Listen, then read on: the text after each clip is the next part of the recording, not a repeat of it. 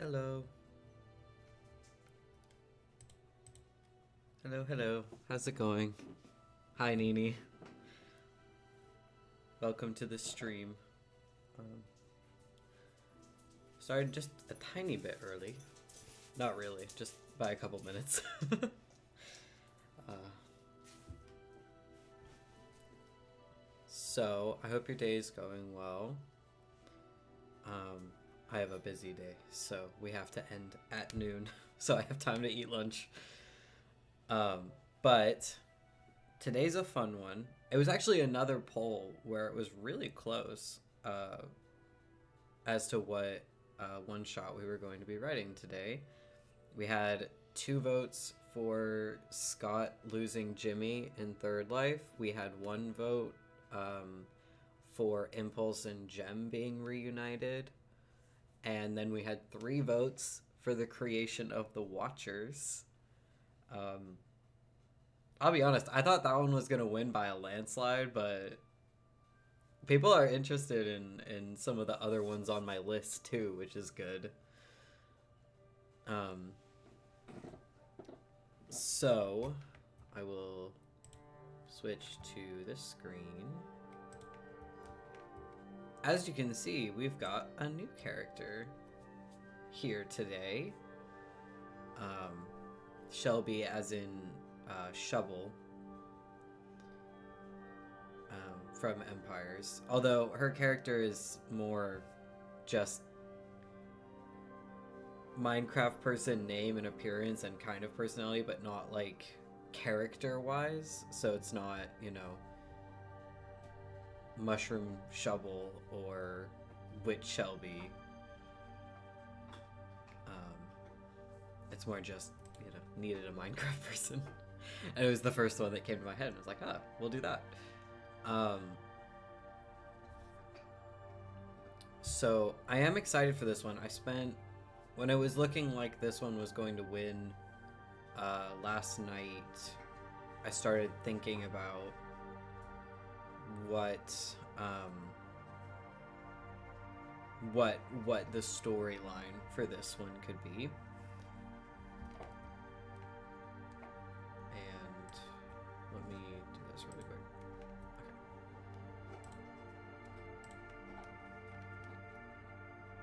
Oh yeah, you voted for Scott losing Jimmy 1 because you were so in Scott mode in that moment, and then later I was like, no, what is with Cleo? But I guess from the beginning this one would win, and you are curious. Yeah. Unfortunately there were no votes for Cleo, but I think the others were just more intriguing, I guess. Although I do want to write some Cleo stuff soon. But the thought that I have for this is we're writing it from the perspective of one of the scientists. And I'll kind of go into it a little bit. So I don't know if anyone picked up on it, because I don't remember seeing any comments about it. But in Grian's one shot, actually I can find it right now.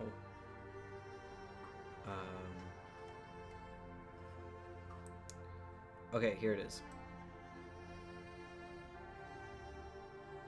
This actually needs to get changed a little bit. They can wait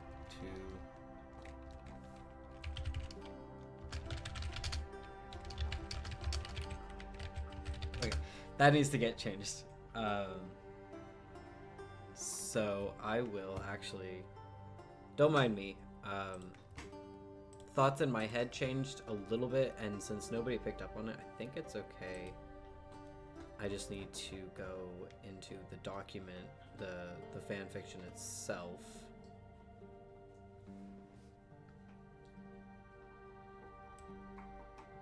And just fix this.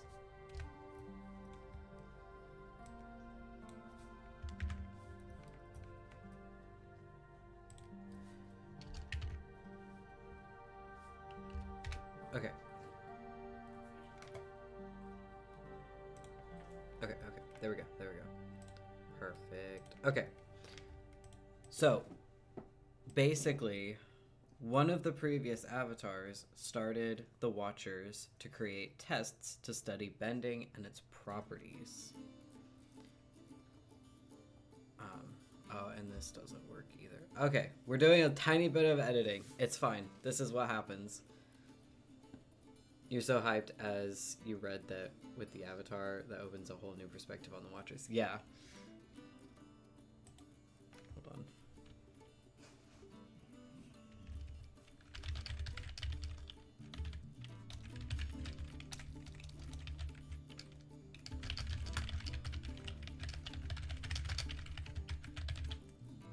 Okay. We're fixing. We're fixing? It's fine. It's fine. This is what happens when you've got a million worlds in your head.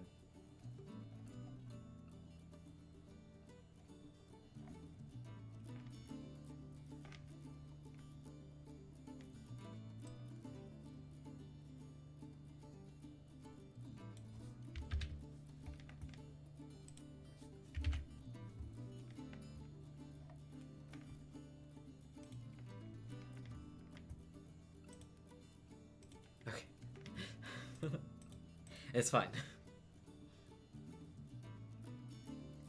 Oh, and by the way, you can't wait for Thursday, then you can finally hold Connected in your hands. Oh, you got it? Oh, I'm so happy. You will be one of only a couple, maybe like a dozen people that have the original copy. Because after I finish the project I'm currently working on, that's getting rewritten.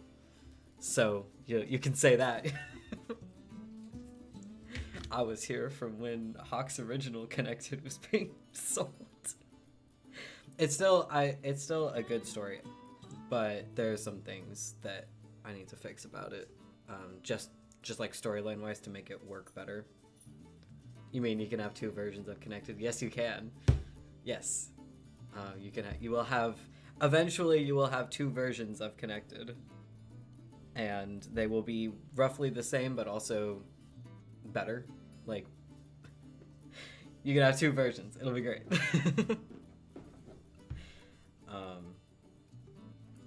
Yeah. It'll be great. I can't wait for the wrap-up stream, because I have something.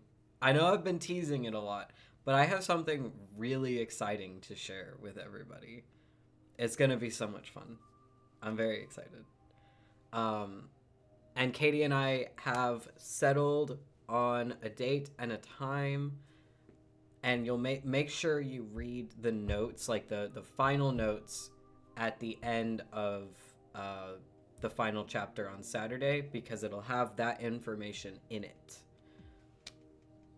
There will be the day and the time and the two. I mean, you know which Twitch channels it'll be on. It'll be on this one and Katie's.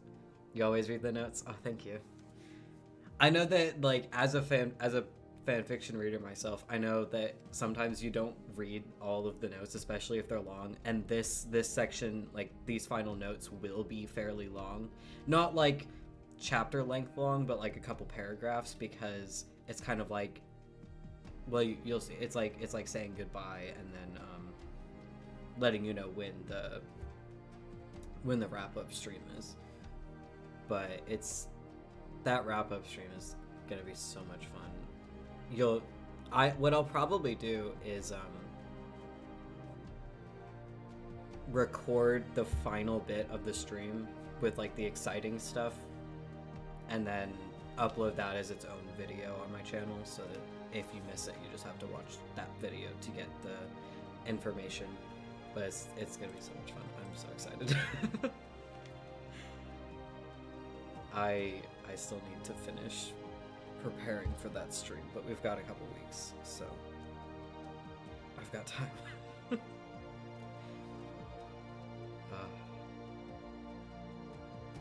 Yeah, I am planning to stream on Saturday around the same time, so so we'll have a chance to talk about um, the final chapter and kind of what's kind of on the horizon for me without spoiling too much about the surprise during the wrap-up stream. But because it's like, otherwise I have to wait 2 weeks to start talking about my next project, I'm probably gonna talk about it a little bit on Saturday, just so you guys are kind of in the know about what I'm doing, and then maybe we talk a little bit about what kind of updates you guys want on Instagram, because I don't know how much you want to know about my big project, like the next one. So Saturday stream will be fun for multiple reasons. It's gonna be great.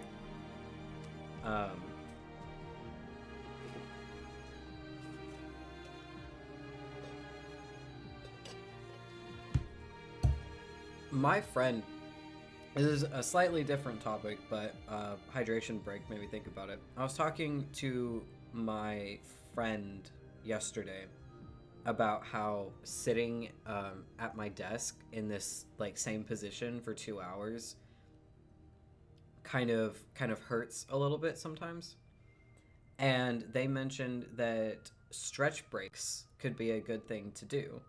So I might start trying, if I remember, trying to incorporate some stretch breaks every like half hour. Just get up and, or maybe not even get up, just stretch a little bit in my chair. Maybe that'll help so that I'm not like out of it by the end of the stream. But let's focus on writing, because last stream we wrote 2 paragraphs and that was it. And then I wrote the rest of it. Hope it helps. Yeah, me too. Okay, so here's the question. Where in the story do we want to start? Do we want to start when the Avatar was still alive?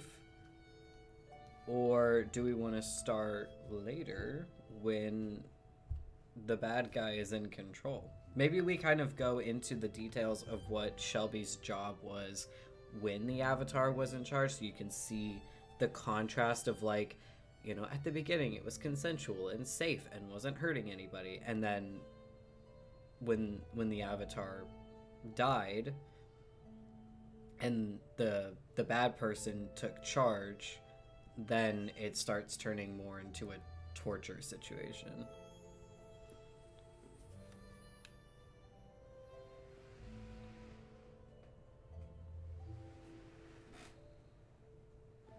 Maybe we do. Maybe we do that kind of situation.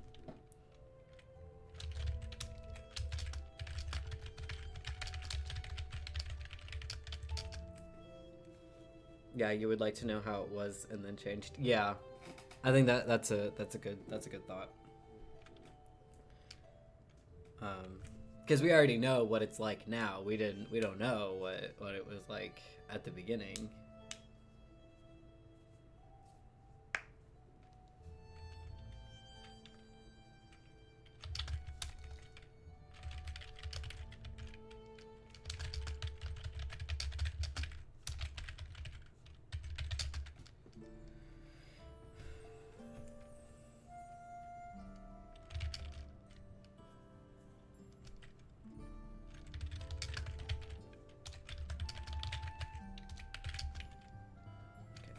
Beginning, Shelby's job was wholly good.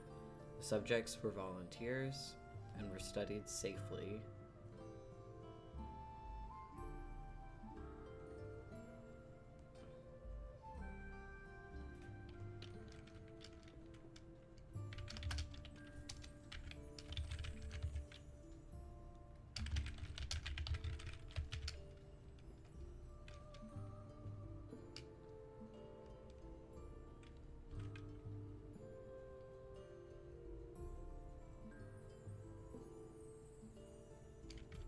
Okay.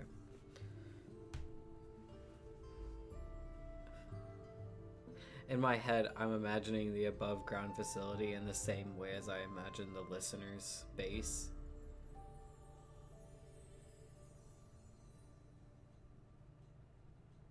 But it's not the same building because there's like several centuries in between. The timeline is kind of difficult to explain. It's like several centuries ago, Avatar starts the Watchers. The Watchers go underground. Several centuries pass with nobody knowing about the Watchers. Stampy's friend is taken. Stampy starts the Listeners.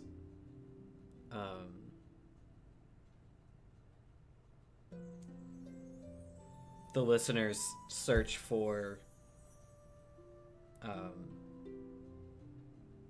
the subjects, and then we've got Jimmy's story. So I guess it's not complicated. It's pretty linear.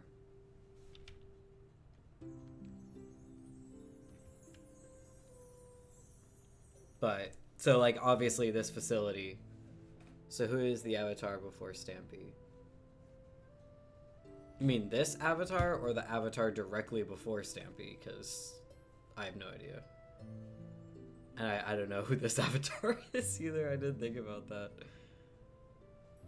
My problem is I don't know a lot of Minecraft people. Like, I know the Hermits, I know the Empires people, and I know the Life Series people. That's it. And obviously all of the Life Series people are already spoken for, and then we've got several Hermits and several Empires people already as characters. When I consume content, I tend to stick in one little box, and I don't really step outside of it very much.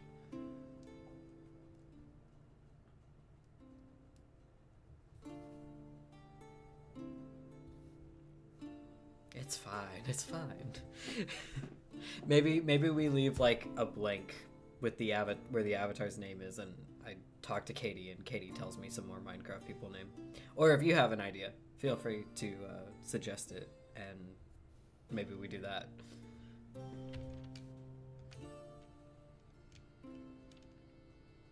The subjects were volunteers and resided safely in an above-ground facility. Good accommodations. That's not how you spell that word. Okay. Well, you mostly only know German ones, so you won't be much help. Yeah. That's okay. That's alright.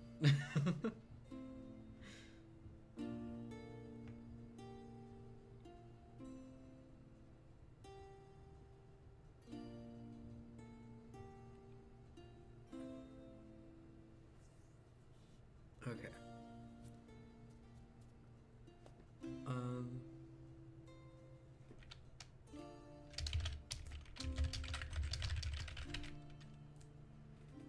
I mean, you know some from Lifesteal, but you're not sure they would fit.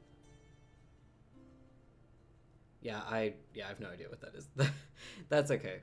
I don't think we necessarily need to name the Avatar here because Shelby's not going to be directly interacting with them. This is like this beginning section is going to be more about like her interacting with the subjects to kind of show like what the scientists like what the Watchers used to be like. And then we just have to mention that the Avatar died, and then maybe if I want to include a name, I'll message Katie, because Katie knows like more people than I do, but also the same vibe of people. So it'll be okay.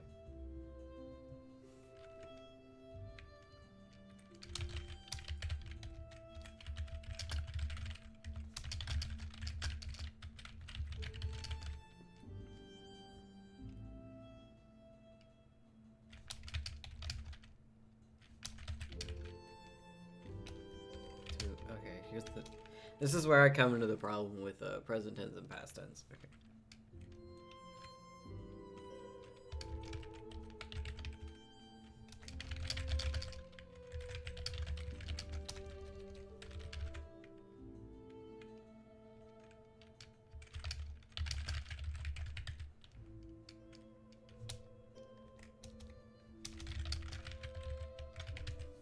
we need past tense for all of this. I always like to write in present tense. It's always like my go-to, but we're writing in past tense right now.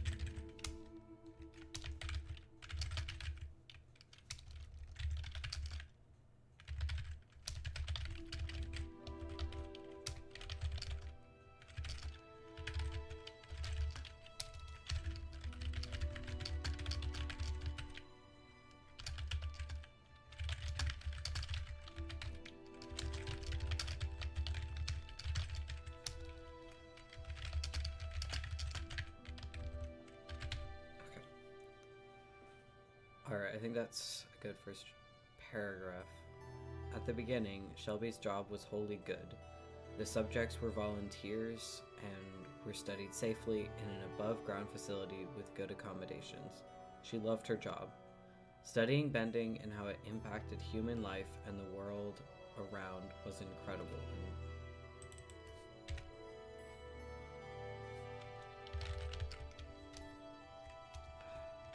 How do you make that make sense? How do you make that make sense? Okay. How it impacted life and the world. No, it needs to be like around them. How it impacted human life and the world around them was incredible. Yeah, that makes sense. Especially when considering if they could learn enough, they might be able to invoke bending in non-benders. So far, if someone wasn't genetically predisposed to bend, they would never be able to, but that could change. With this research, things could be different. Okay. That kind of really quickly sums up what their purpose was in just that one paragraph. So now we can kind of go into more about like how the testing itself was done at the beginning.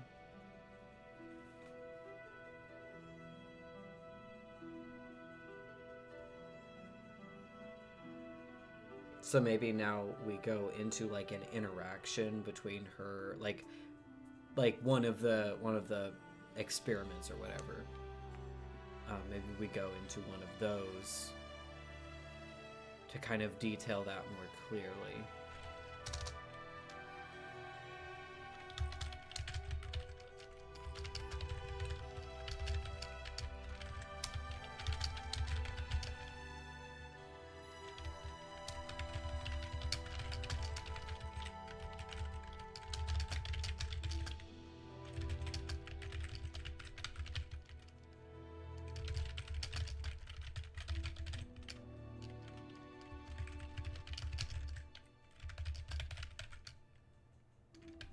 Okay, what would one of the experiments be, though?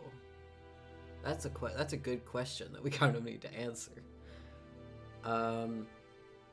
It wouldn't be a sort of death game, but maybe it would be like a precursor to them considering doing that. You know? Like, instead of a death game...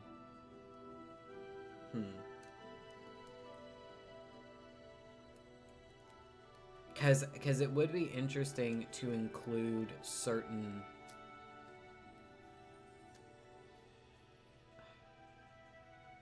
I don't want it to be a simulation, because several centuries ago, they theoretically wouldn't have that technology.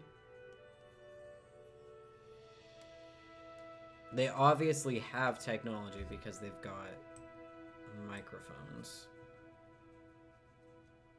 So that's the question. If they have some advanced technology, but we're going to assume they don't have pods and simulation, like they don't have that technology yet. but it would be interesting to have a precursor that inspired the death games. So maybe it's something along the lines of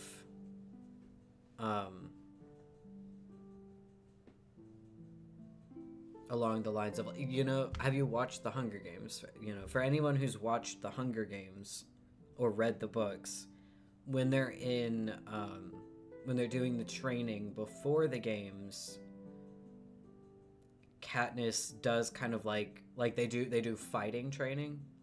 You watched it? Yeah. So when they have that kind of fighting training, it could be something along those lines, because then that could lead into the idea of death games invoke bending.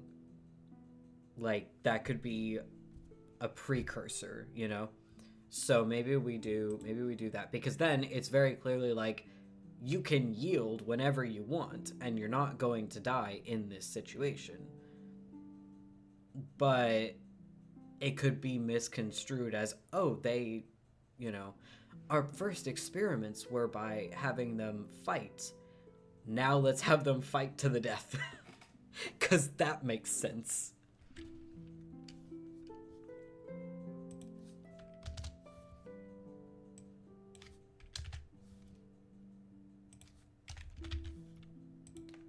Okay.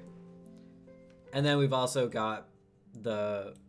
Ooh, maybe... Okay, here we go. Here's the thing. How did I start these? That is the question. That is the great question. How did I start it? All we have to do is go to the first chapter. How did I start that? Begin testing in 5... Okay, so now... Begin testing, and we had 5 seconds. 5, 4, 3, 2, 1. Comma. Okay.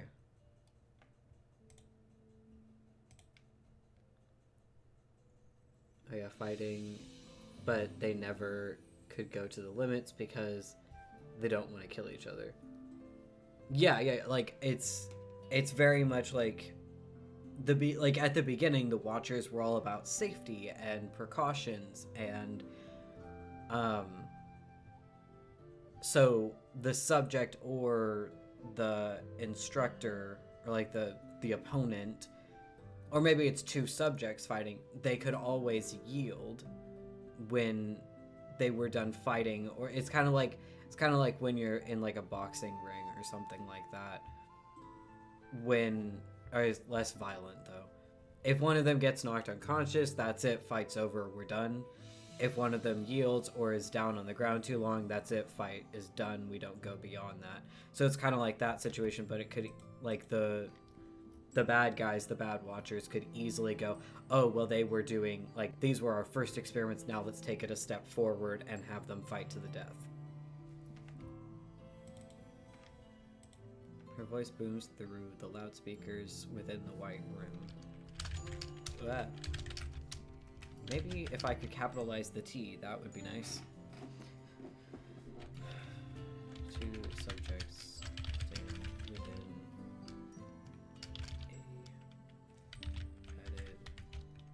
stand within padded walls. And obviously they're padded so that you don't, like, run into them and break your arm or whatever. 2 subjects stand within padded walls. 1. Wait, we'll have them with the same weapon. Both wielding. 2 subjects stand within padded walls, both wielding. What do you call those? Staffs. Okay, would this be a comma situation here? No, it wouldn't. You don't need a comma there. Okay.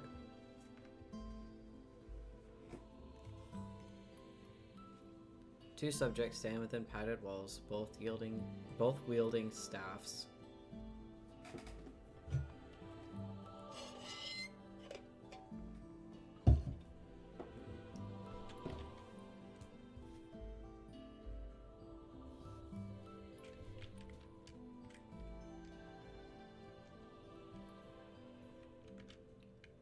Okay.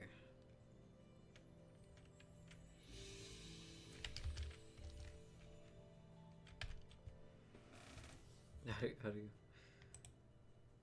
both wielding a staff?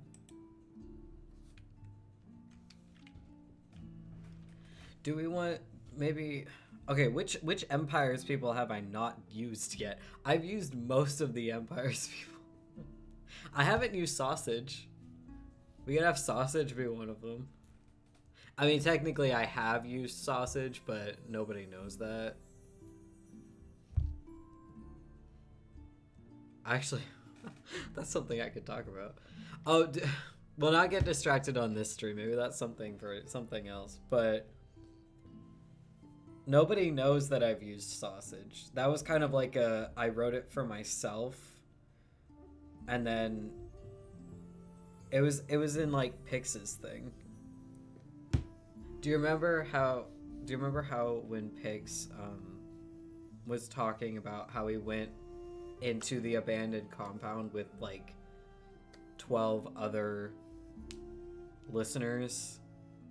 Those are the Empire's people. So technically I've used all of the Empire's people. I haven't written it. But we haven't used sausage, so we could have sausage be one of the subjects. I guess we could technically also reuse Pearl, but with like a different name.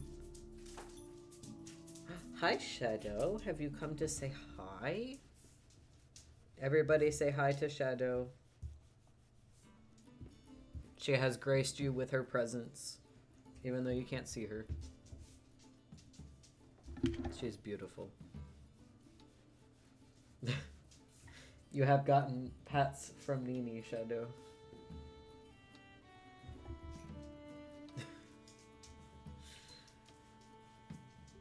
She's like, get off the computer and go sit down.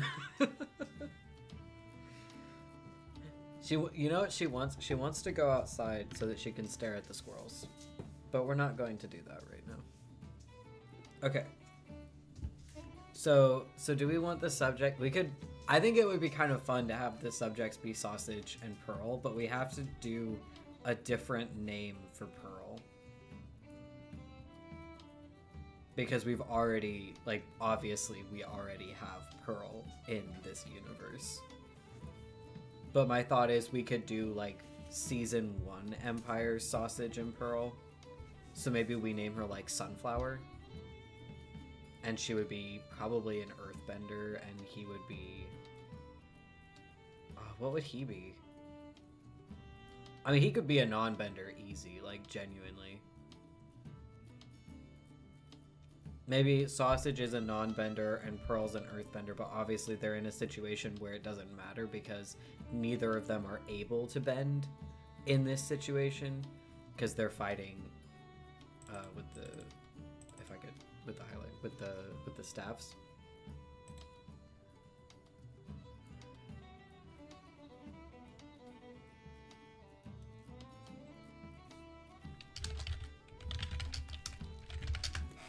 Maybe people will figure out that Sunflower is Pearl, and maybe they won't. That's fine.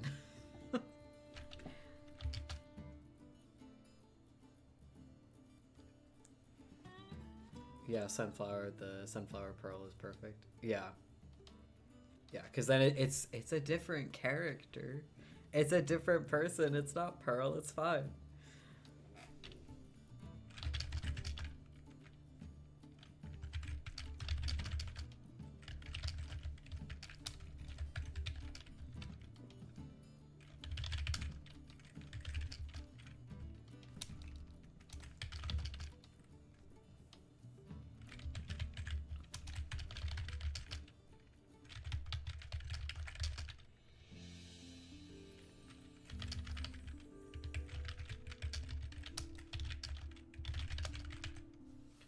Sturdy stance with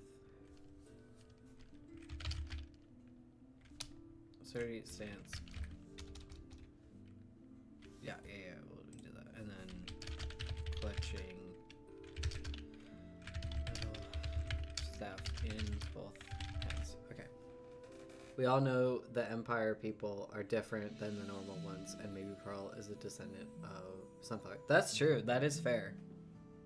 That's a good thought. I like that.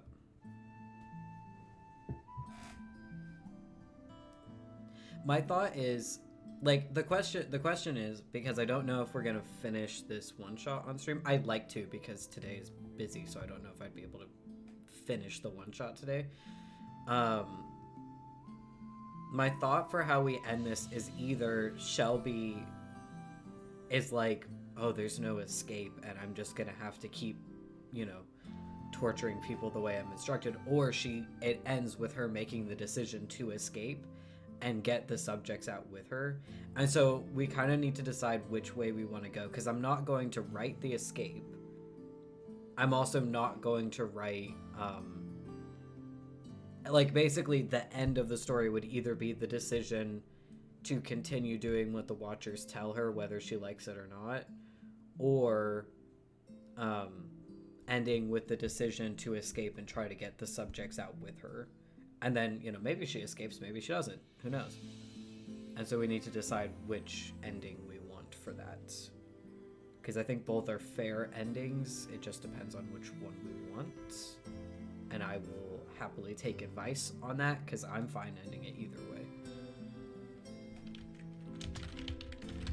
Oh, that needs a space.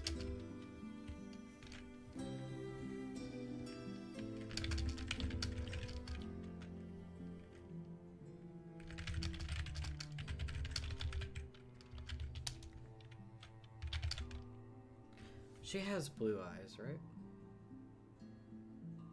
We need to describe the blue eyes then. With short, dark brown hair. What color blue is Sausage's eyes? What color blue is Sausage's eyes? Let's Empires Season 1 Sausage Skin. He's kind of got like, how would you describe that blue? It's kind of like, I want to say cyan, but I don't think it's cyan.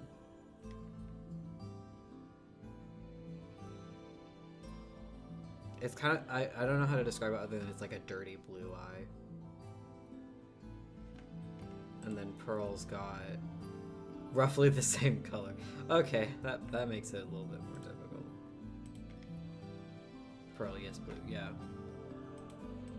I'm kind of considering giving her green eyes, though, just for this.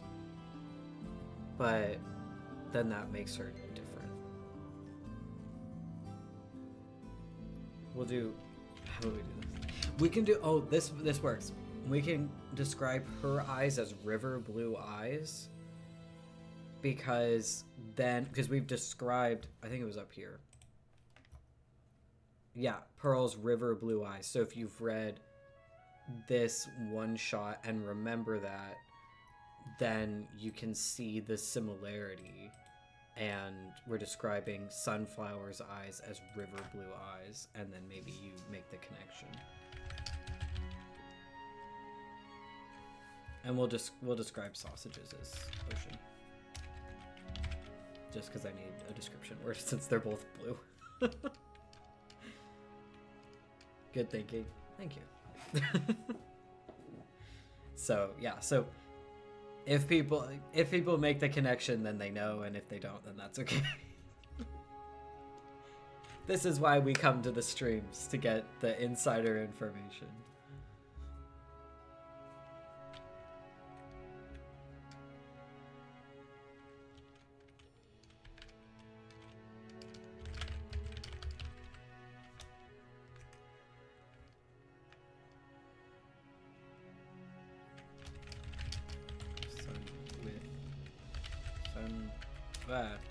Sunflower clips holding her.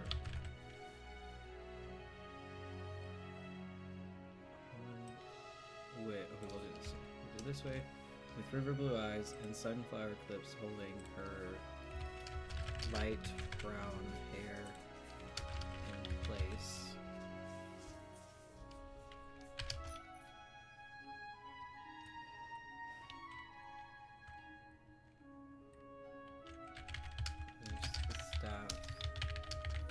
resting over her shoulder to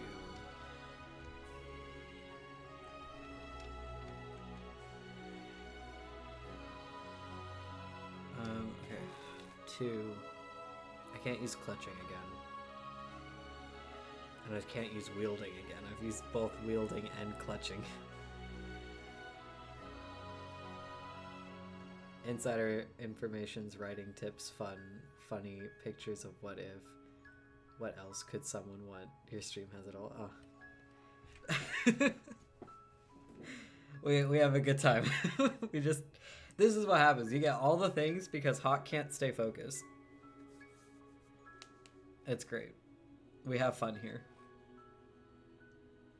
I need to figure out what to show on the screen for the wrap-up stream. That's something I also have to do in the next couple weeks.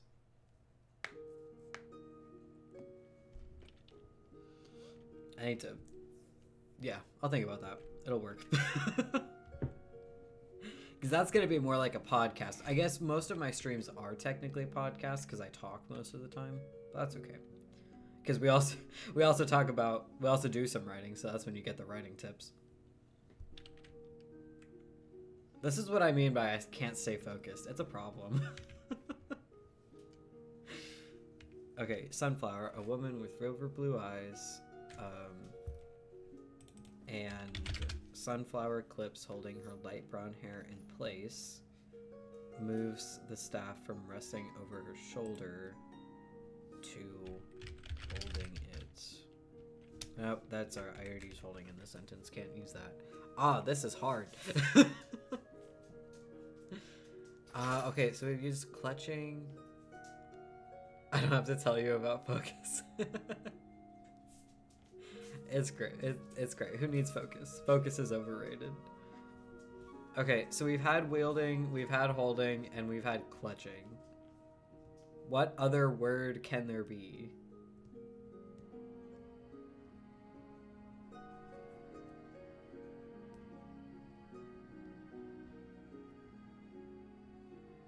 Oh, this is hard. This is where Google comes into play. We're going to look up synonyms for holding. Synonyms for holding.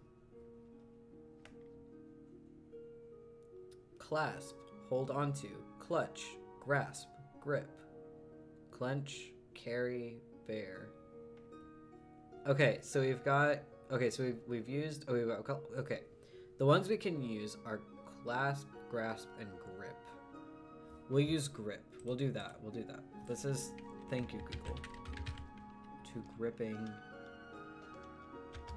it tightly before her. There we go. We did it. Google came in clutch. That's something that I feel like every author does. I see so many posts about how, like, people talk about, oh, you've got such a wide vocabulary, and then you're like, yes, I Google synonyms. This is how I have these words in my writing. It's because I Google synonyms for a word I can't reuse.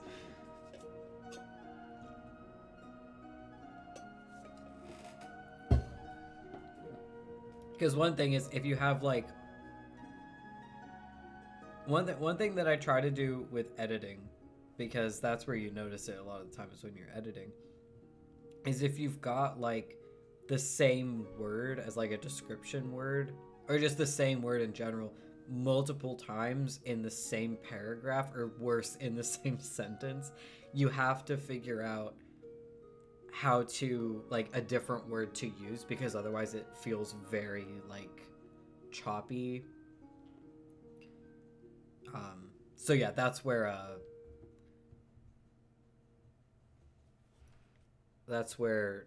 Google helps. We're going to move that up there and just have that be that paragraph. I think that works pretty well. Okay, 2 subjects stand within padded walls, both wielding a staff. Sausage, a man with short, dark brown hair and ocean blue eyes,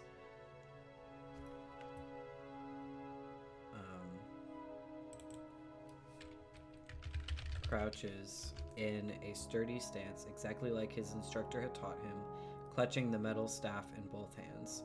Sunflower, a woman with river blue eyes and sunflower clips holding her light brown hair in place, moves the staff from resting over her shoulder to gripping it tightly before her.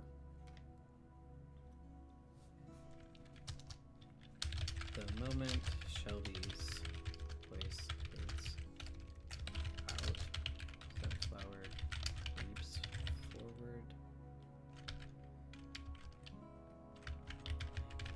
Her metal staff loudly against.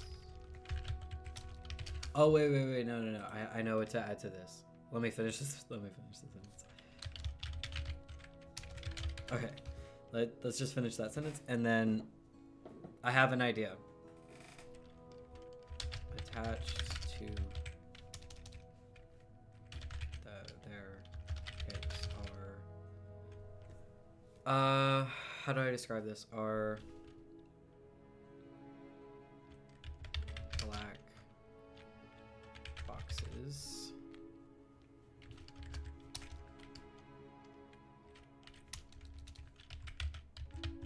Black devices which monitor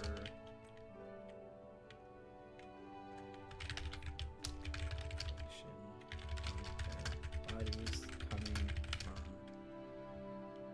from edges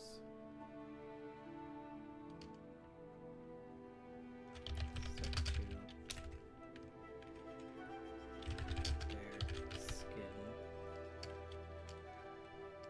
Okay, does that work? Attached to their hips are black devices which monitor information from their bodies coming from patches stuck to their skin. Does that give you the right image? Because what I'm thinking is, like, you know, when they do like testing at the doctor and they stick those things to your skin to like monitor your body's reaction to various stimuli. Do you get that image from that sentence?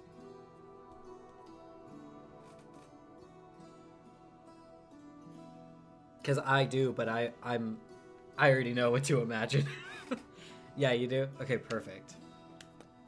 That works then. Because then that works perfectly for, like, because otherwise you're just watching people fight and that doesn't really give you any information. But my thought is we've got one non-bender, one bender. And so they're monitoring how their bodies react to the fight.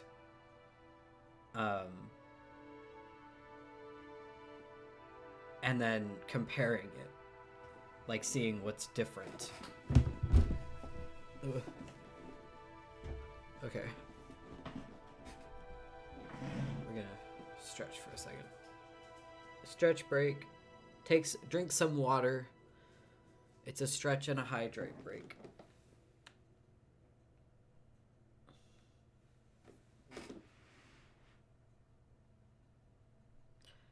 Stretch and hydrate.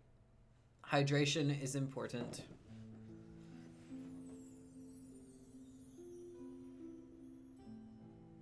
I have 2 doctor's appointments today after this, so yep. This is gonna be a fun day.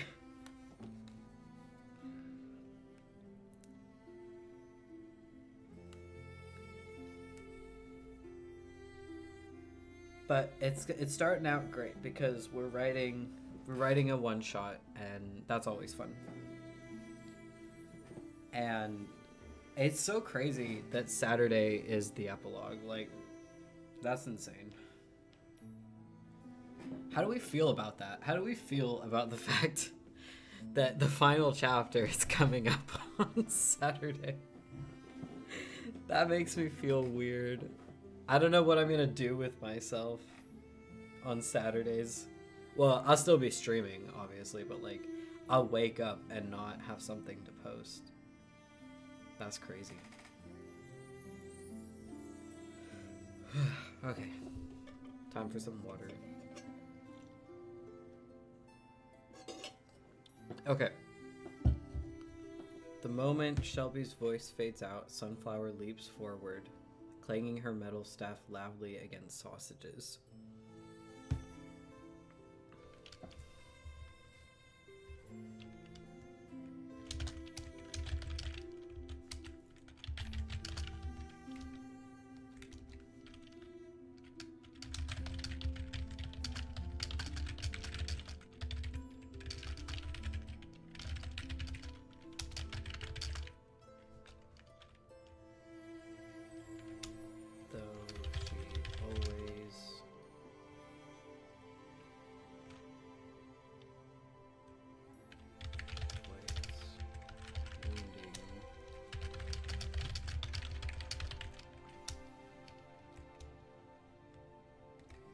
What is up? Happy plus sad plus curious plus angry plus every other feeling possible. That's how you feel about it. Yeah, it's crazy. It's so weird. It'll be fun getting to talk about my next project, but at the same time, it's like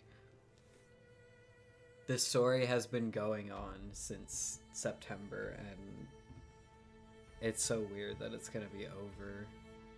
I don't know how to feel about it, honestly. I guess it'll probably end up feeling a little bit like how I felt when Connected was done, where it was like I don't have anything else to write until I come up with another idea.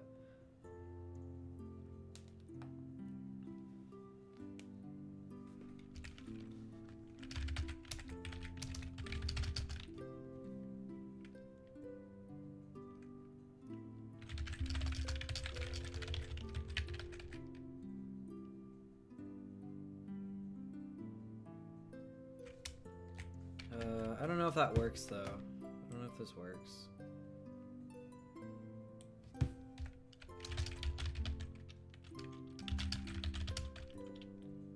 Laughs and pushes against her, throwing her,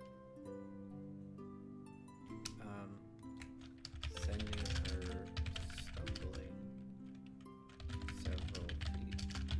several steps back. Okay. I imagine we're kind of going with the same thought of like Sunflower and Sausage are friends and they enjoy fighting each other because they know that neither of them like intends to hurt the other necessarily. Just kind of like how they built the arena in Empires. They enjoy fighting each other. And Sunflower usually wins. But it's never like malicious.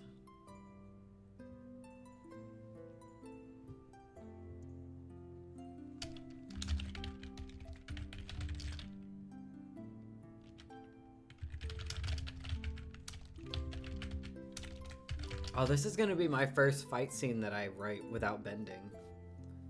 This is gonna have to be heavily edited. This is gonna be interesting.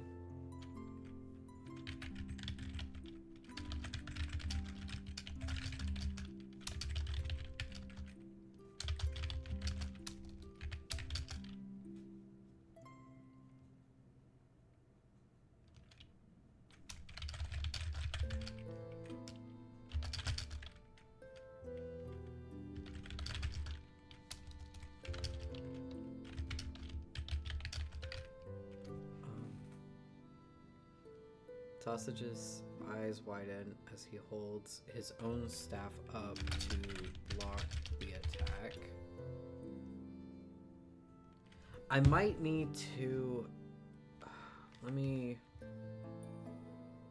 do something here.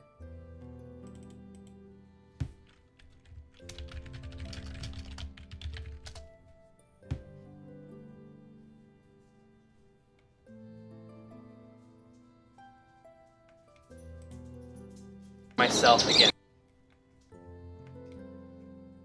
Let's do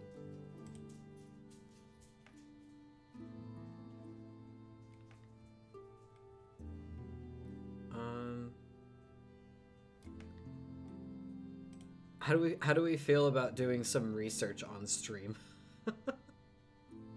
And by that I mean we watch a bow staff fight, so that I can write it better.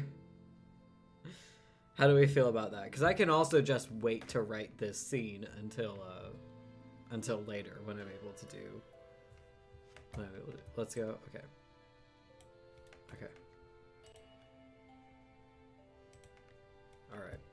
Let me turn the sound down.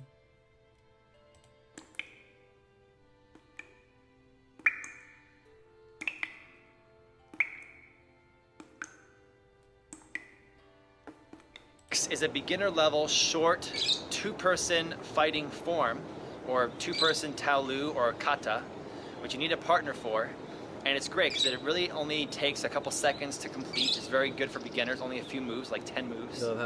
But it's also fun to see how you want to write those stuff and get the inspiration. Yeah, I've never actually like watched a bow staff fight, so I'm like, I can't write this very well right repeat this form over and over and over again. And here's what I mean.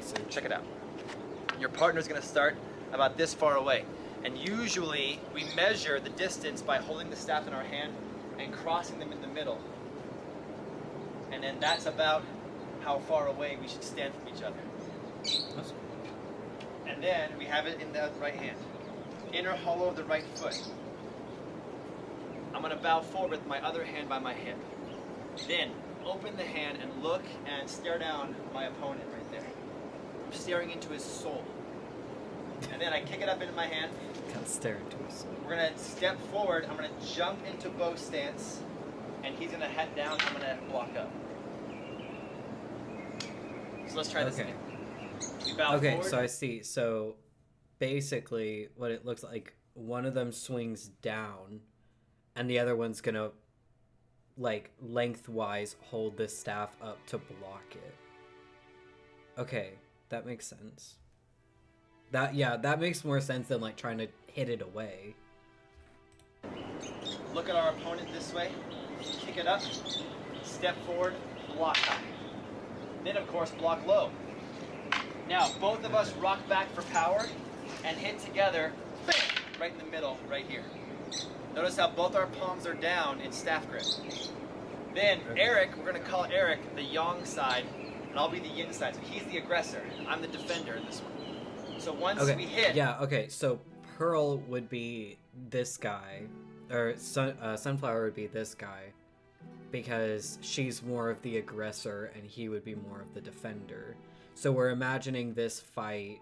I'm not going to write this fight exactly out as I'm just, like... getting an idea for what it's supposed to look like, but we would see Sunflower as this person fighting and Sausage as this person, so that's kind of the vibe there. I'm gonna block, he's gonna rear back and try to thrust.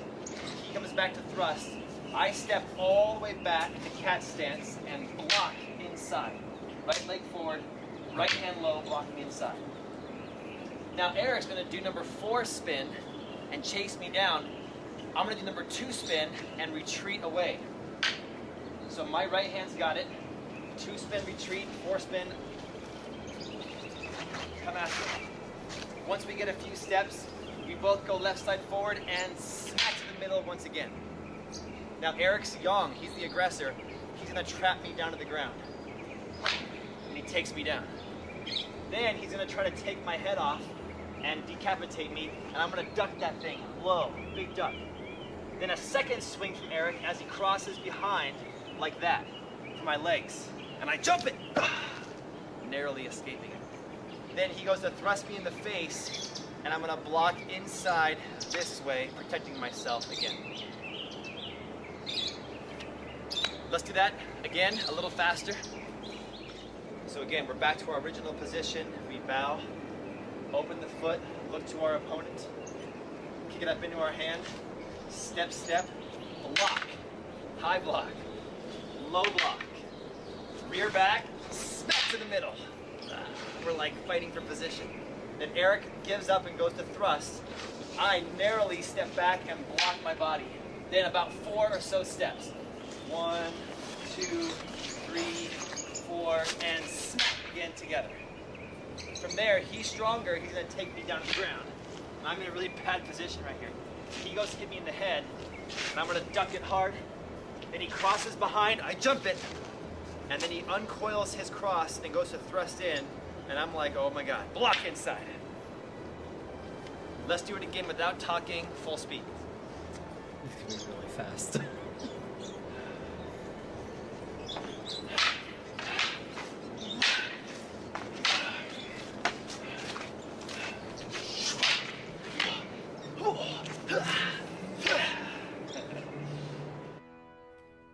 That's cool.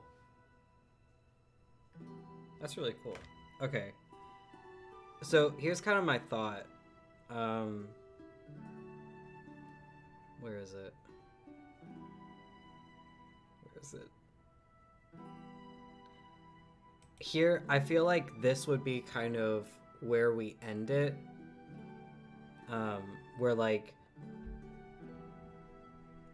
where you've got the threat of like decapitation is kind of where the fight would end, you know, because like we obviously don't want either of them to hurt each other.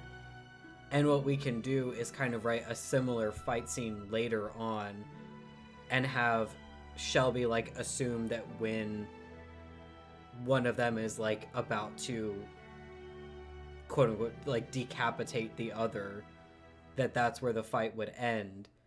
And then one of the cloaked watchers comes in and says, finish it. And that's when like, you know, Sunflower's like, no, I'm not going to do that. You know, like that kind of vibe to kind of show the difference of what's going on now. But that's really cool. That's actually, I like that. Okay, so, oh yeah, okay. So we'll do that vibe. So we kind of know how it looks now. I'm probably gonna come back to this screen while I'm writing the one shot.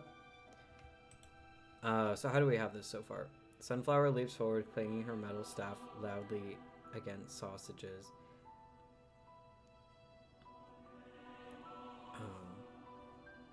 Moves forward, swinging down with her staff and clanging it loudly against sausages as he pushes upwards to block. Against her. Okay. He laughs and shoves against her, sending her stumbling several steps back. Sunflower grins and launches forward, swinging out with her staff as he throws his own. Wait, how do we describe that? So I'm having this kind of section is I'm imagining. Let's find it. This move here, or no. Where would it be? This move here. We're kind of doing that as he but we've already got swinging here and we've got swinging up here as he, I can't say throws because then you're imagining him like launching it across the room, and that's kind of not what we're doing here. That would be like an instant loss. As he meets hers in the middle, blocking it in a cross. Why am I hungry? Why am I hungry? I ate like 2 hours ago. What is this?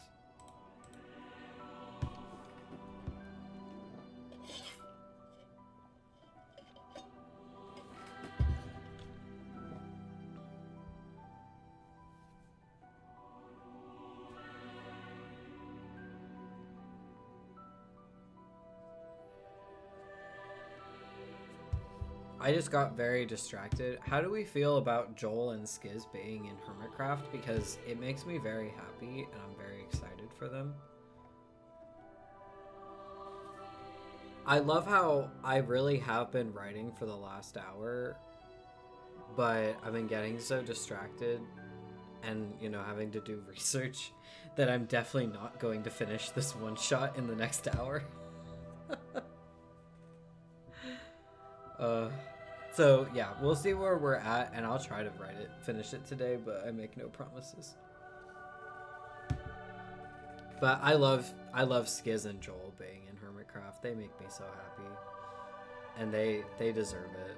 I was really hoping that Joel would be in Hermitcraft, but I was thinking that I wasn't sure if Skiz was going to be because he has a full-time job.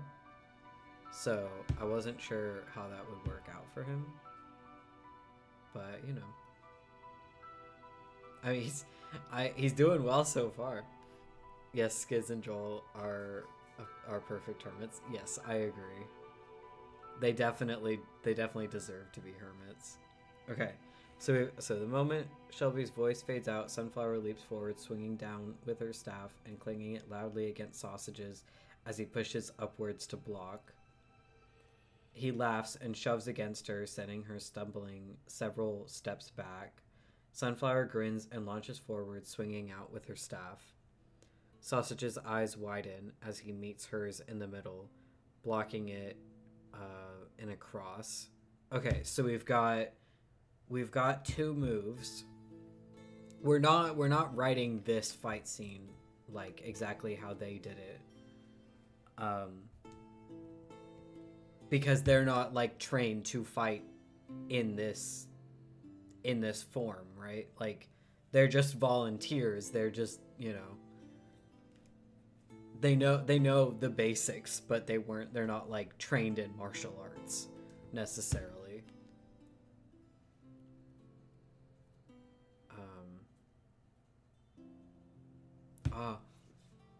What do we want? What do we want to do? I kind of want Sausage to like run away. I don't want it to be like a short fight scene, but we've also got like so much left in this story to write. It's tricky. It's tricky writing these one-shots because like I don't want them to be super long, but I also don't want them to be super short.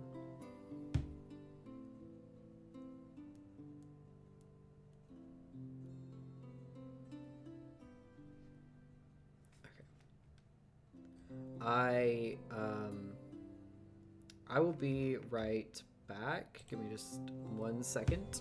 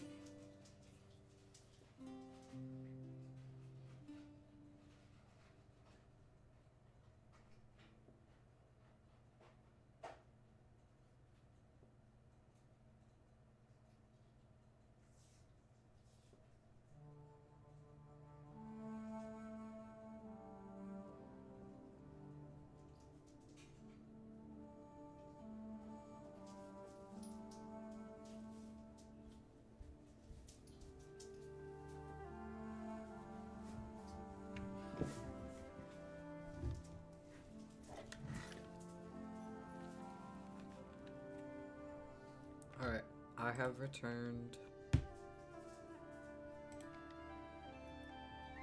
Okay. Okay, so I kind of want the opportunity for one of them to fall over. Because, okay, so here's a good way we could end the fight. We could have one of them fall over, like one of them gets, like knocked to the ground, like one of them trips them with the staff, and they fall to the ground, point the staff at their face, and then it's like, okay, the fight's over. And that still leads into the opportunity to do like a almost decapitation moment, and then have the cloaked figures come in, in that second fight. How do we feel about that? I think that works. But the question is, how long do we want this fight scene to be? Sounds great. Okay. We've already had, so we've had 1 paragraph. I kind of feel like the fight scene needs to be 3 paragraphs. But maybe that's just me.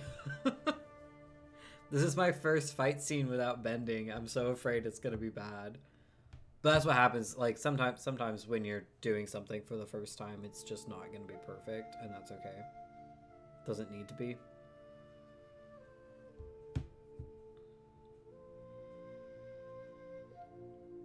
Okay.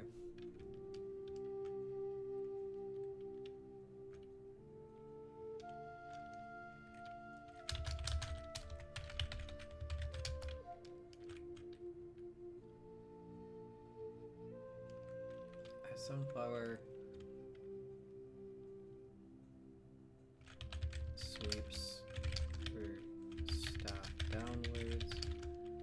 Sausage that goes out of the way and jumps to his feet. Just try to fill 3 paragraphs, and then we see if it's a good length or too long. Okay. Hi Marty, how's it going? I hope your day is going well.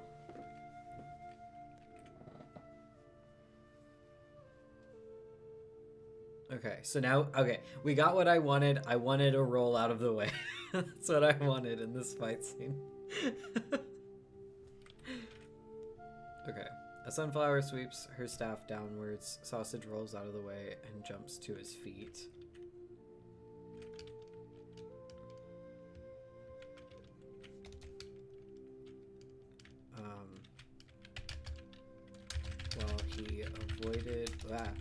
While he avoided the immediate threat, he now finds himself pressed against a wall.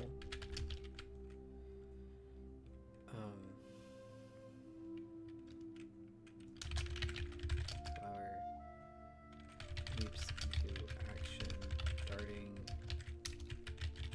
towards him. He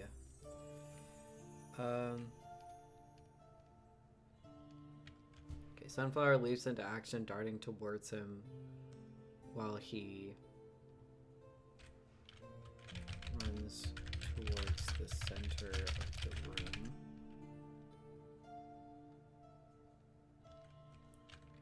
She cuts him off.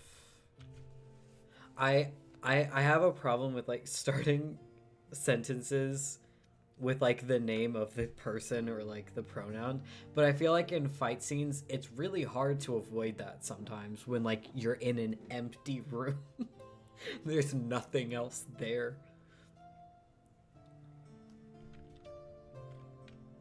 By jumping in front of him and swinging out with her staff, he barely manages to block the attack, playing echoes loudly through the empty room. Okay.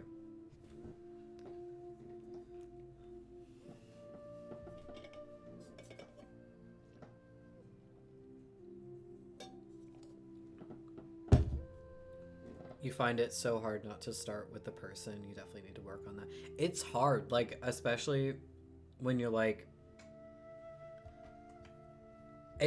I find it difficult in the sense of like, especially with fan fiction where you're so centered around the person. I write so differently when I'm writing fan fiction in comparison to how I write like my own works. I don't know why. My advice for that and what I try to do is like describe the scene around the character. Oh, do I have an example? I might try to find an example at some point just for my own sanity. But my advice for that is, especially when they're in like when they're in an environment, try to describe the environment and try to describe like their bodies feeling. Show don't tell. That's my advice for that, is you want to show not tell. Instead of saying it's along the same line, it's not exactly, but instead of saying like Sunflower feels afraid, just be like, you know, the air around Sunflower turns cold as fear strikes through her heart. Like that kind of vibe. That's what I try to do, and it kind of works. Writing advice with Hawk.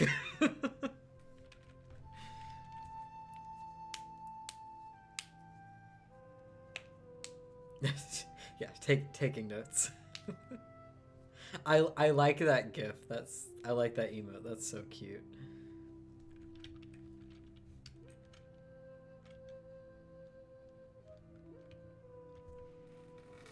Okay. As Sunflower sweeps her staff downward, Sausage rolls out of the way and jumps to his feet. While he avoided the immediate threat, he now finds himself pressed against a wall.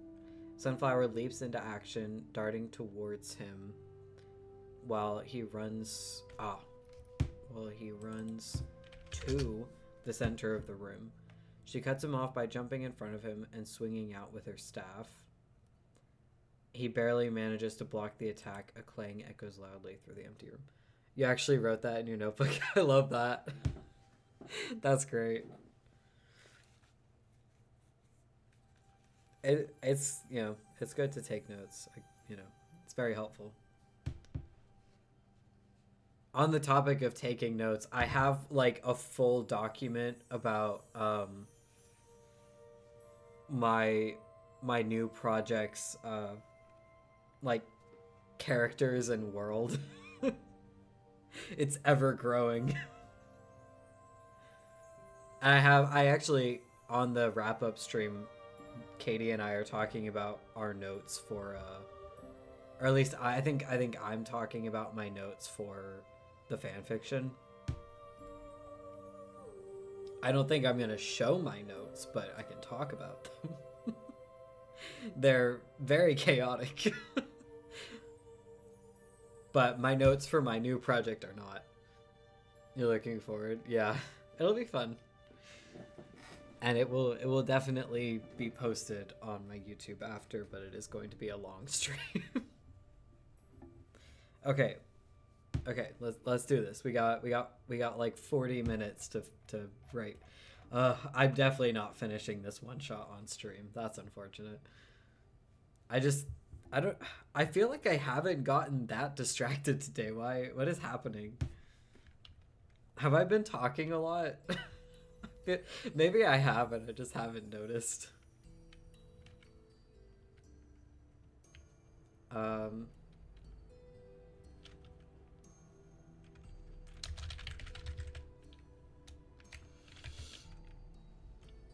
Time flies by. Yeah. It really does.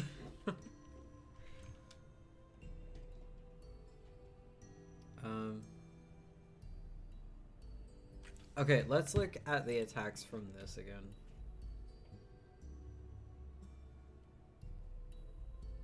Okay, we could do that one. Let me show it. This one. I like this one.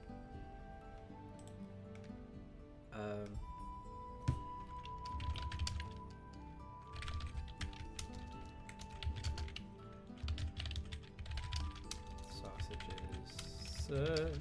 chest.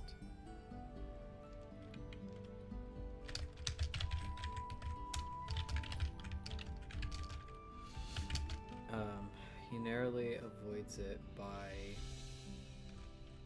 pushing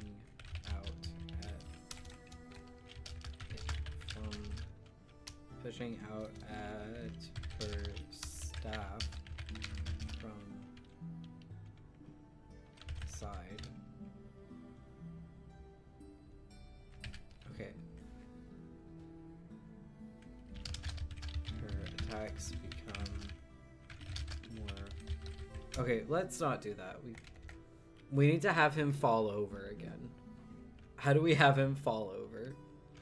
Maybe she's like walking backwards and he's just like she's walking at him and he's having to walk backwards, and eventually he trips on his own feet or something, falls to the ground, she points the staff at his face, and the fight ends.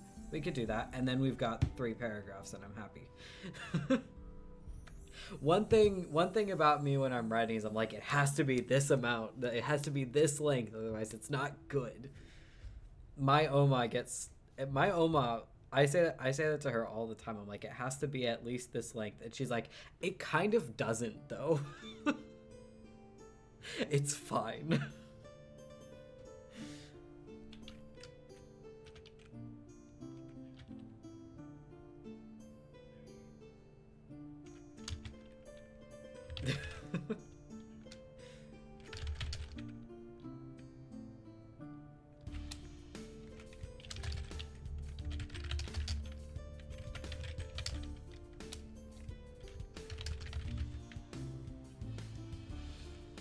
She swings out towards his face. He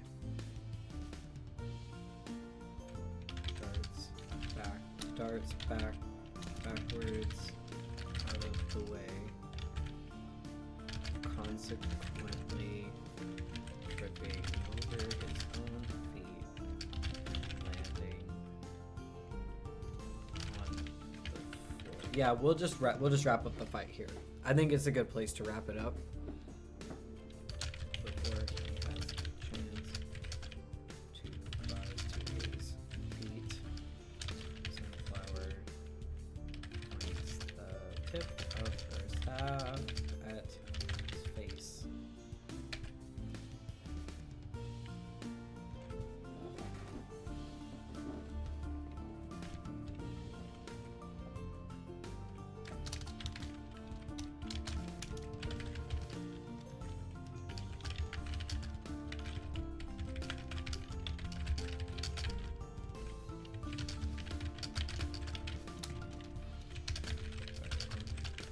Clipboard.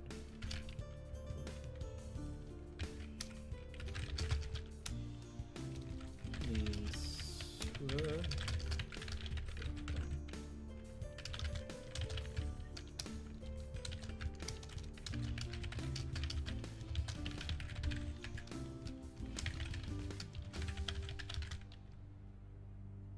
okay.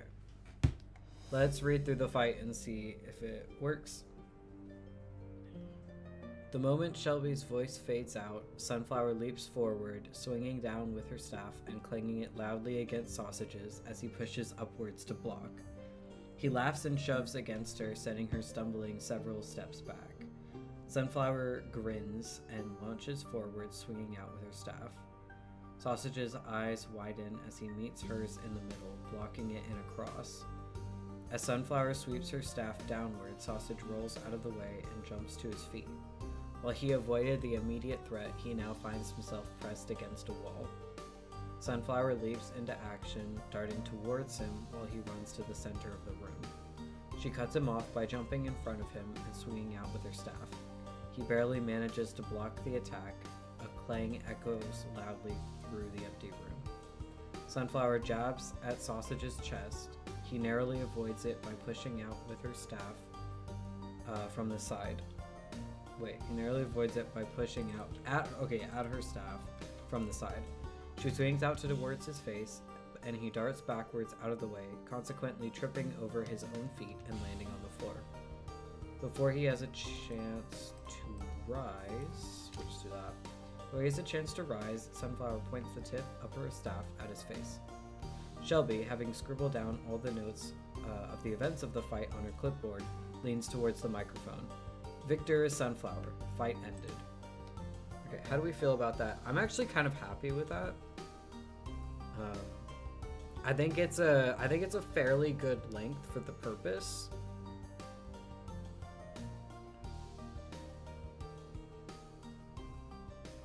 I think it's pretty good, and it kind of it kind of does what I want it to do.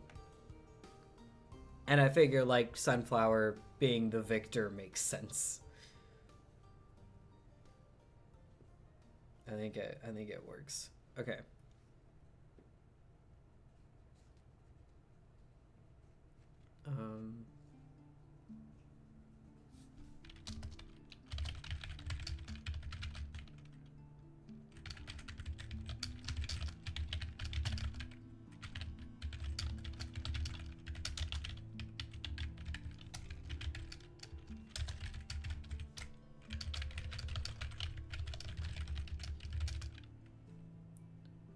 Voices muffled through the glass. Shelby can still hear her words.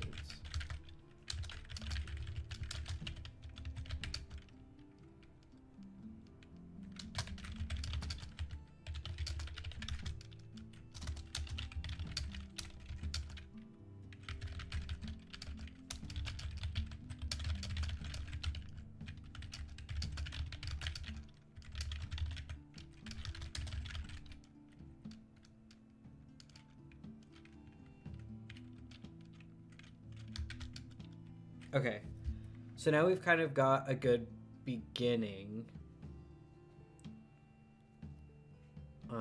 And we kind of like, we know the purpose of what they were doing. And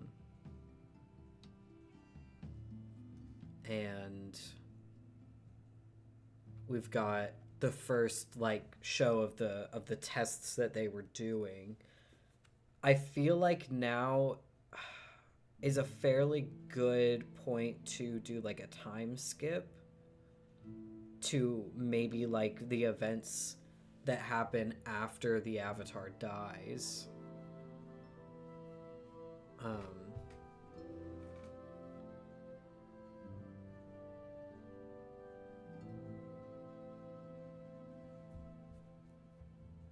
So maybe what we have so here's my thought. We have 3 sections of this chapter. We've got this one to kind of show what they were doing originally, and that like being very clear that this was never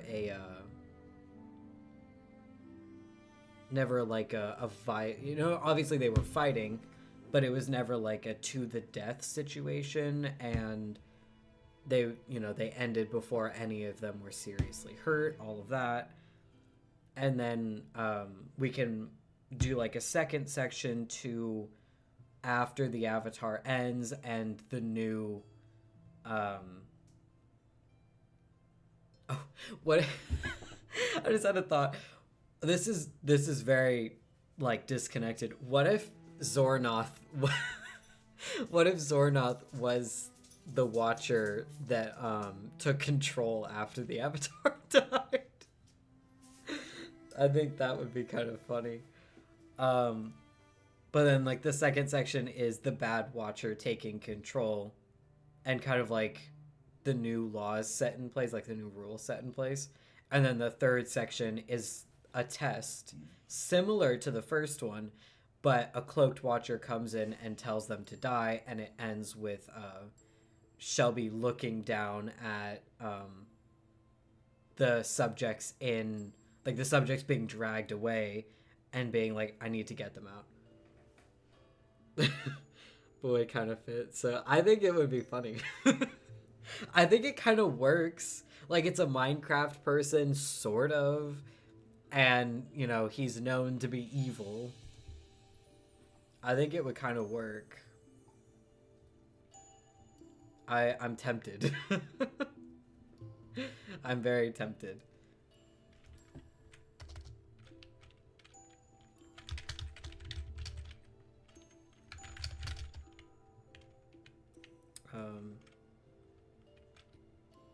the clinic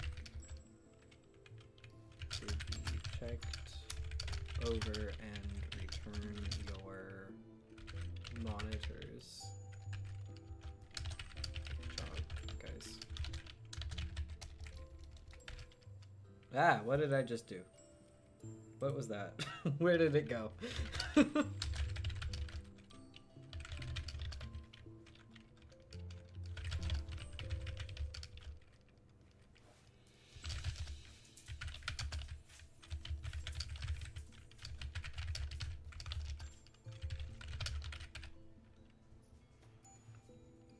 Okay. Yeah, we've got another 25 minutes, so I feel like maybe we try to get the we try to do some of the second section and then wrap it up, and I'll finish it. I don't think I will be able to finish it today. But honestly, I might. It just depends on how I'm feeling after my doctor's appointments. But if I don't finish it today, then I'll finish it tomorrow, and so it'll be posted on Thursday. So it'll either be posted tomorrow morning or Thursday morning, or well, at the same time that the chapters get posted. Just take my time. Yeah, it'll just depend on how much energy I have and if I want to write. But yeah, I will do my best to have it posted before the chapter on Saturday. I can say that. Okay, so we're moving on to the next section. It's been a week since... Okay, let's... Avatar... Oh, if we're doing Zornoth... what if we did that? What if we did that? I feel like that's fair. We just do Aor? If we're going down the route of Zornoth taking control, what if we had Aor be the Avatar? Yes? Okay. We'll do that then. I like that. Going down the Empire's route for this one.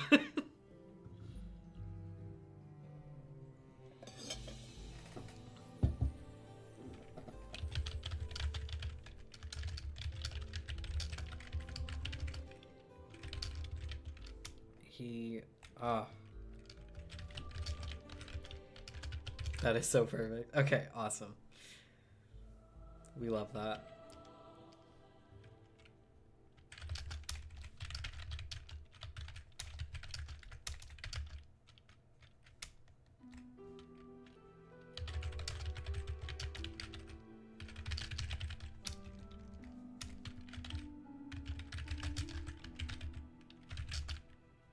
That's not how you spell that. How do you spell words? How do words work?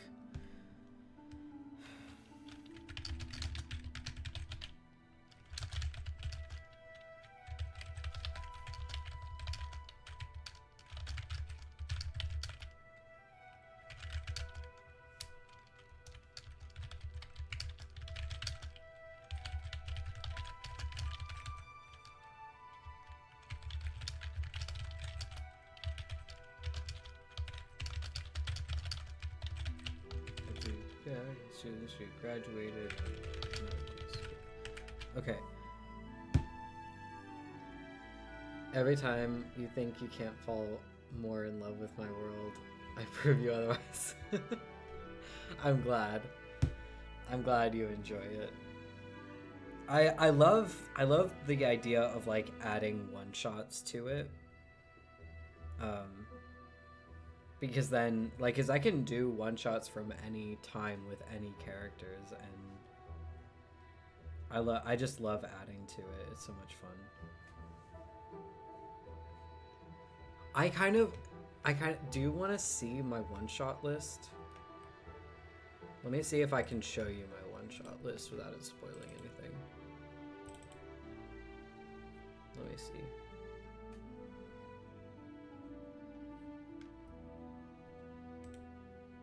Yes, okay. Let me just check and make sure that it's not gonna ruin anything. Oh yeah, I can take that off. Yeah, I think it should be fine to show this. Because, like, I've talked about most of these, I think. Yeah, okay. Let me do that. Okay. This is the list of all of the one-shots and backstory, like flashbacks that we've already had. And so on the to-do list, we have Lizzie being sent into the Watcher's base, Pearl meeting IRL Tilly. I've got specifically Scott getting kidnapped because somebody, I think it was Dee Dee, or I think so. Somebody specifically suggested Scott getting kidnapped, but I've also got like how everyone got abducted. We've got the Watcher's documents, which is something I would do off stream because it's very spoilery.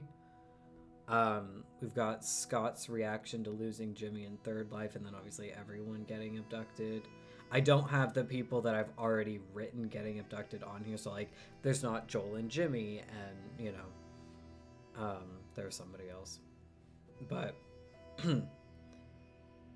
then we've got Grian seeing Mumbo in Last Life, Impulse and Jem reunion. Katie suggested this one because Jem is now the older sibling. And there's a lot going on with that. That's something that Katie and I will get into on the wrap-up stream. But yeah, that's a thing. So Katie also had the idea of a what if series, which is essentially like non-canon one-shots. Specific, like, you know, the specific one that she had was B-Dubs being an earthbender after being soulmates with Impulse, and then Limited Life where he was an earthbender, like that staying with him and what that affects. And then of course we've got Hawk playing a fun British game in Limited Life while Katie heals the issues. I really want to write that one at some point. And then we've got Creation of the Watchers, which we're doing we're basically doing that now. We've also got Creation of the Listeners, which I think could be interesting because we've sort of gone into that with, like, we know that Stampy started them, but we don't really know how that happened. So my thought is that'll go on a poll at some point. And then this got recommended, one of the good guys doing Grian's quad kill in Limited Life, and I chose Lizzie because I felt like that would be fun. They're all so interesting. Yeah, I think they could all be really good. I actually might change this to Mumbo because I've done a lot of, like, there's already Lizzie one shots, and Mumbo hasn't had one yet. But yeah, like there's a lot going on with these, and I'm really excited to write them. It's just hard because, like, I can only fit four of these on a poll. So it's hard to choose which ones to put.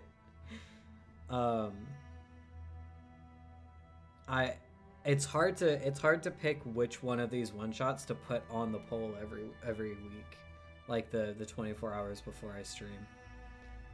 So it's tricky. But there's one person, I think their username is Dee Dee. I really hope I remember that correctly. But they have so many, like, prompts that they give me that are really good. I feel like a good majority of these are from them. But yeah, every time, like, before I make the poll, I always put, like, which ones are going to be on that. So these are the ones that were on yesterday's poll. So I always pick the 4 before I put them on the poll, just so I have them in reference. But yeah, I have a lot of ideas, and they're just gonna keep growing, because once the story is over and we can start doing, like, after the story one shots, it's just gonna get longer. I'm very excited to start writing one-shots for stuff that happens after. You also have a question about Pearl. I decide if I answer it now or at the stream for that. But did Pearl use blood bending in the tests before Double Life? Oh, in the tests? No. She...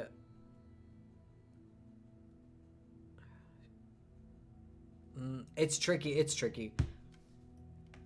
What did I... I think she did, actually. She specifically did it in the second test, and that's going to be something that I go into more in... Unless there's, like, a request for, like, something from, like, for either her or Scott in the second test in Last Life. I'm not really going to go into that until I write the Watcher's documents, where they kind of document what happened in each test. But yeah, specifically in the second test in Last Life. But I can, yeah.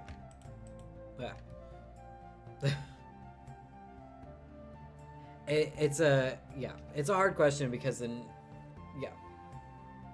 Sorry, my brain is broken for a second there. But that's interesting with... Oh wait, my brain mixed that up. No, yeah, she did use it. She did use it in the second test. Where are my notes?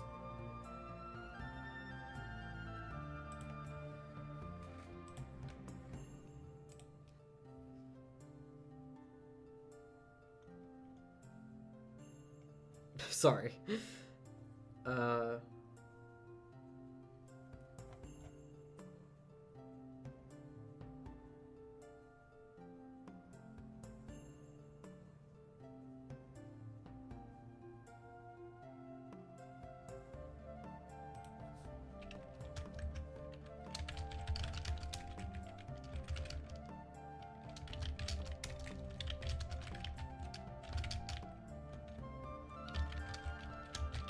Okay, I wrote that down, so now I remember.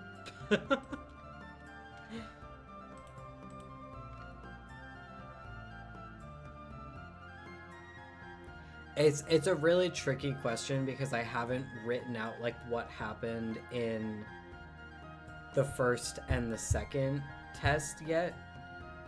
But that is a one-shot that I could write theoretically. I'm gonna write that down for myself actually.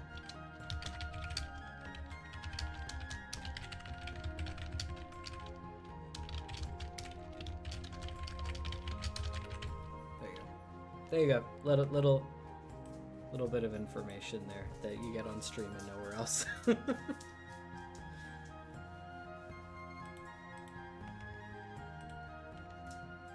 But more things to make them have problems. Hi Shadow, how's it going?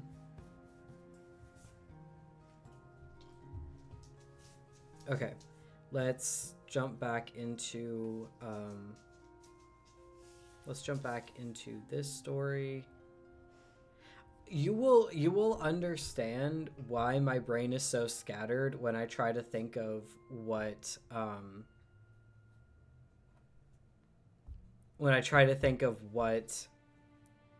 happened in the previous two tests next Saturday or on Saturday. Because when I talk about, like, my next project a little bit, it will make sense.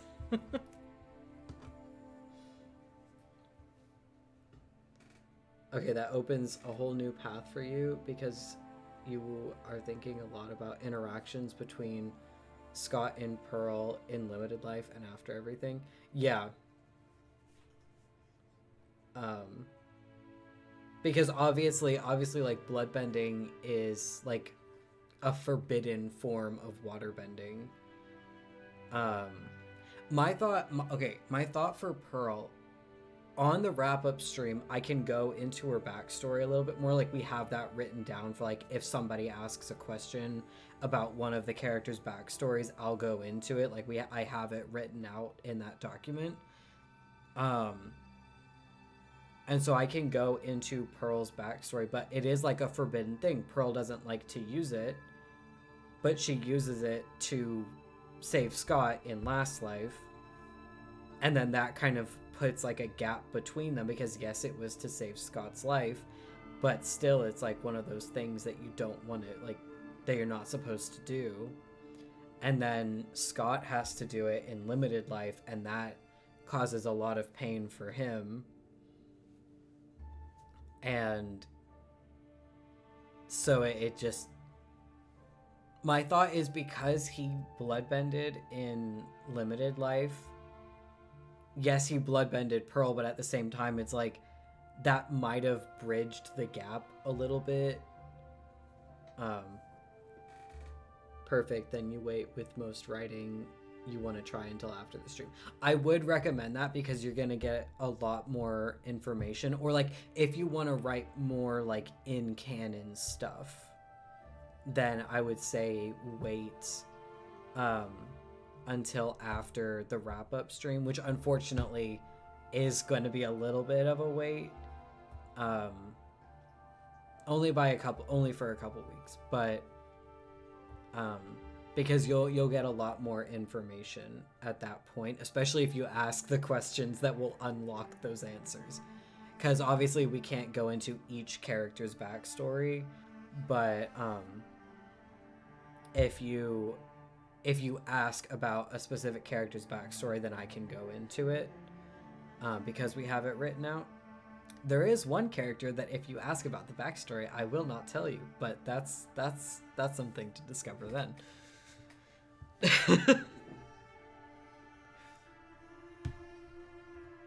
It'll be a really fun stream. I'm really excited for it. It'll be great. But on Saturday, suspicious, yeah. Very suspicious, T-dubs. Well, I don't know how long you've been here, but welcome to the stream. Unfortunately, we are ending within the next 10 minutes because I have doctor's appointments.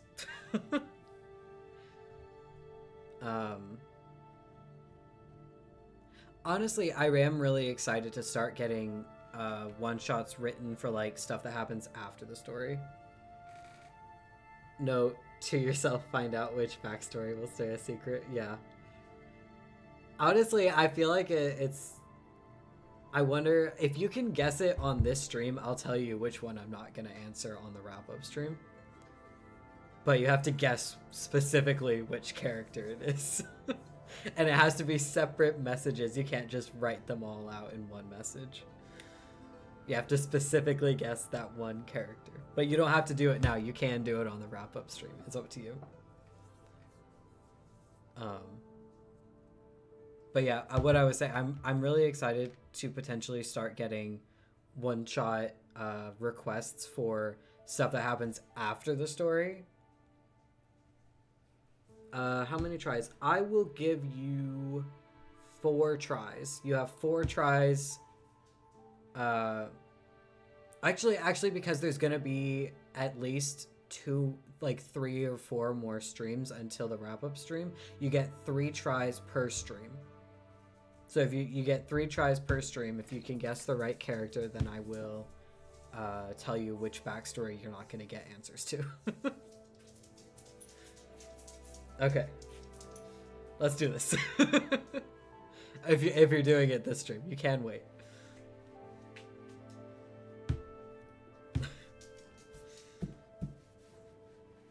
Yeah, you have 7 minutes.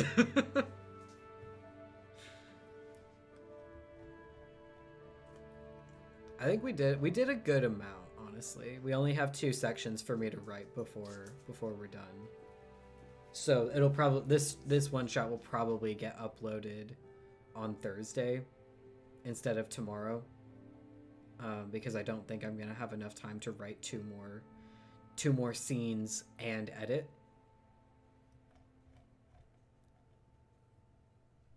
But I think that's okay. You guys can wait. You can wait an extra day. It's fine. We'll do that. The victor is Sunflower.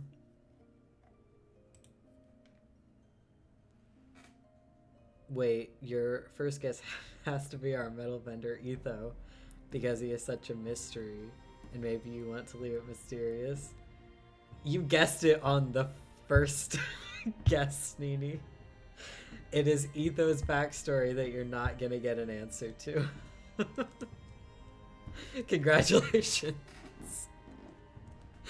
I'm not surprised you guessed that one first, because he is like the one that I've purposefully been mysterious about. I do have a backstory for him. He's one of those that like with this one, where you hold on, where is it? Where you've got this right here. As I write, if I write more one shots with Etho, either as the main character or as a background character, you'll probably get more situations like this, where you get like just a tiny bit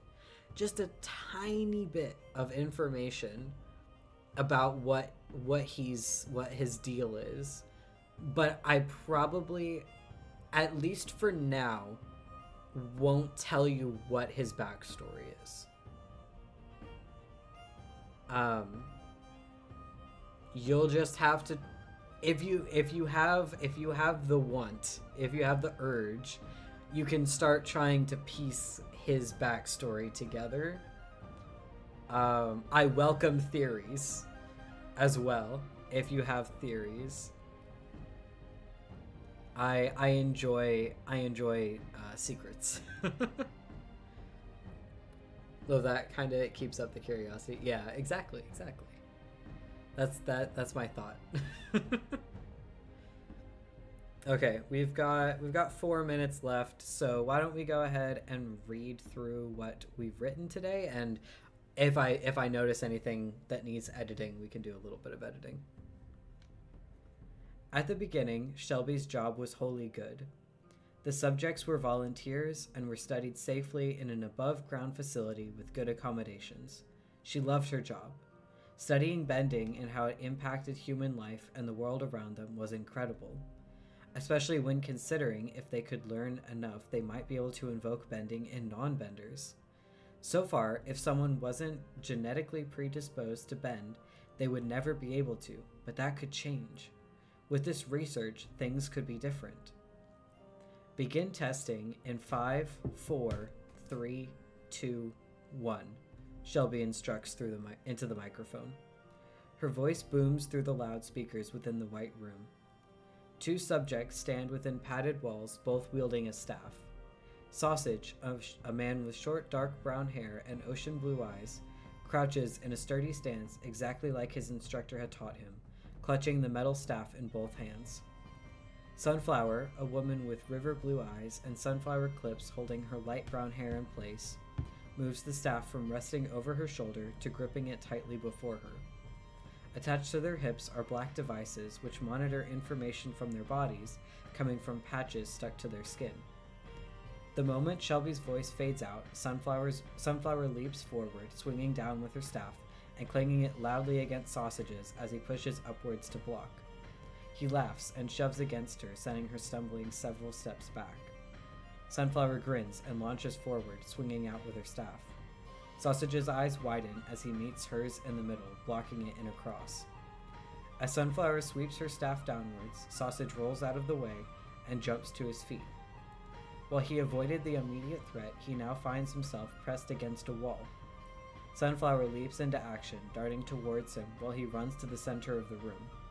She cuts him off by jumping in front of him and swinging out with her staff. He barely manages to block the attack. A clang echoes loudly through the empty room. Sunflower jabs at Sausage's chest. He narrowly avoids it by pushing out at her staff from the side. She swings out towards his face, and he darts backwards out of the way, consequently tripping over his own feet and landing on the floor. Before he has a chance to rise, Sunflower points the tip of her staff at his face. Shelby, having scribbled down the notes of the events of the fight on her clipboard, leans towards the microphone. The victor is Sunflower. Fight ended. Sunflower grins, lowers her staff, and offers a hand to Sausage. While her voice is muffled through the glass, Shelby can still hear her words. Good fight, Sausage. You did a great job. Sausage chuckles and takes her hand, rubbing the back of his head. Thanks. Please move to the clinic to be checked over and return your monitors. Good job, guys. Shelby smiles at the subjects in the room beside her, giving them a thumbs up. And then we've got the next section. It's been a week since Avatar Aor passed away. He was quite old, but his loss sends grief spiking throughout the entirety of the Watchers. Shelby especially feels it since she had been chosen specifically by him nearly 5 years ago, as soon as she had graduated medical school. Okay, so we've gotten that done. I will work on finishing it. You just realized Zornoth fits also with the purple Watcher color. Oh, that's true. I hadn't clocked that either. That's fun. I like that. I think that'll work out pretty well. So yeah, I'll spend the next couple days finishing that up. I will have it up before Saturday, but I can't be sure which day it'll be up. But yeah, I'll work on finishing it in the next couple days. So we're at the 2-hour mark, so I'm gonna go so I can eat lunch. But thank you guys for coming to the stream. It was a lot of fun. It passed by super quick, which definitely says something.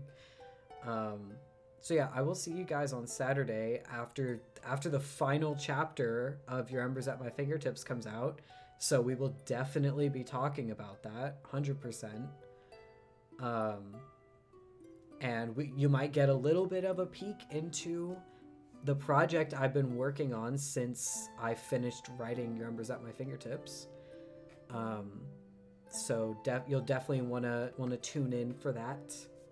But thank you guys. Let me switch to this screen. I always forget to switch to that screen. But thank you guys so much. This VOD will be up on my channel tomorrow. And yeah, thank you for coming, and I'll see you on Saturday. Bye.